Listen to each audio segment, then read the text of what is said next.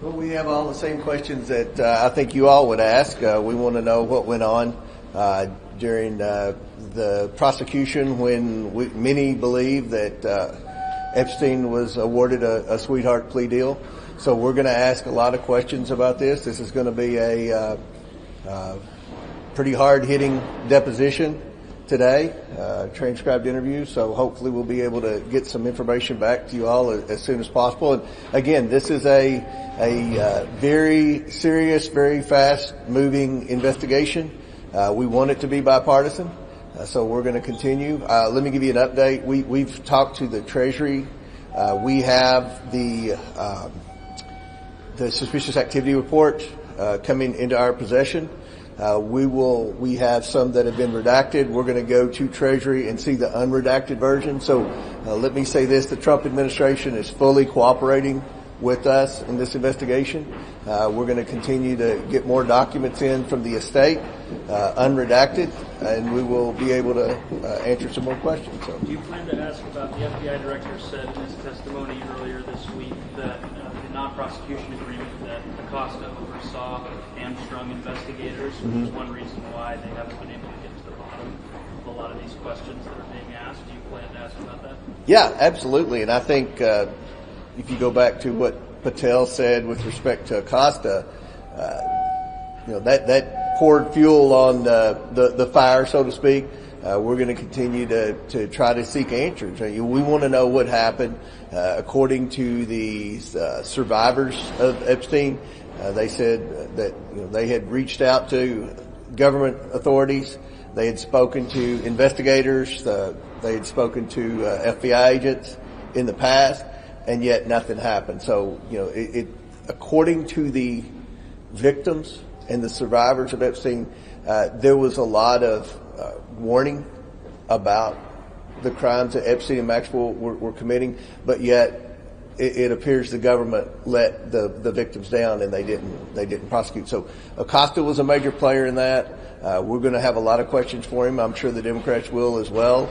We'll keep you updated. And as far as an update of the investigation, we have the bank records. And when we met with the victims and we said, what can we do? What can we do to expedite this investigation, to be able to provide justice for you all? They said, follow the money.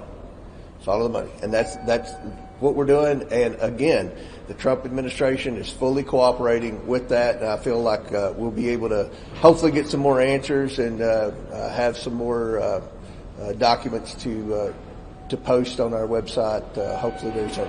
Thank you all. Do you think that there's anything that you all today that might enlighten you more about how this all unfolded? Do you think that there's anything you might say that could expound on what we all know about this? He's defended it, and that's kind of shocking. Well, yeah, I mean, we're going to ask those questions. So, and I'm sure that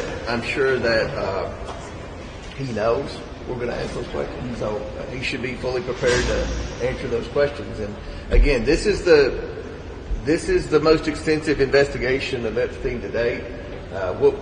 What's frustrating to me is you continue to write about the discharge petition. We have gone far beyond the discharge petition. The discharge petition didn't mention the state. We've already subpoenaed and accumulated the documents from the state. We have one more batch we expect to get in. We've already interviewed Bill Barr. We have Acosta today. So we're so far past what the discharge petition was wanting to do. It's not even a factor now. So hopefully we'll get some answers. And at the end of the day, the objective is to get justice for the victims of Epstein Island. And it's I have to say this, it's very disappointing that the Democrats have just so politicized this. Joe Biden had 4 years where he could have released the Epstein document, or the Ottopen could have released the Epstein document. Whoever was running the show could have released the Epstein document, and they did not. They did not. And if you ask any Democrats about this investigation, they seldom mention the victims. They only talk about Trump. And nothing that we've received. We've had hours of meetings with the victims. Maxwell's talked, Bill Barr's talked, the other AGs have sent letters.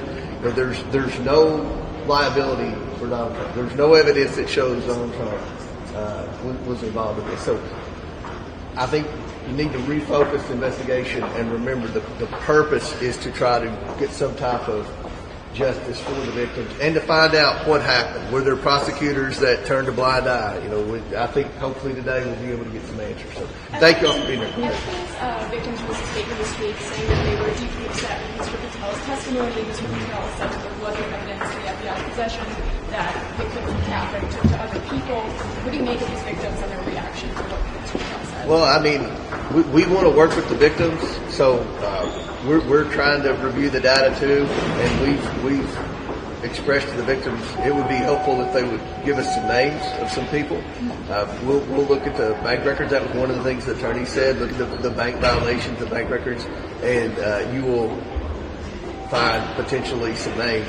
Right now, there haven't been any names that have emerged other than press reports. The documents haven't showed that. That doesn't mean there aren't any. I don't know. That's why we're getting more documents in, and we'll have questions for them. And hopefully the victims will continue to communicate with our staff and our attorneys, because we'll put a list together. If there's a list, we'll find it. If there's not a list, we'll try to put together who we think was involved. But right now, the documentation hasn't shown any names of anyone that was trapped other than Epstein and Maxwell.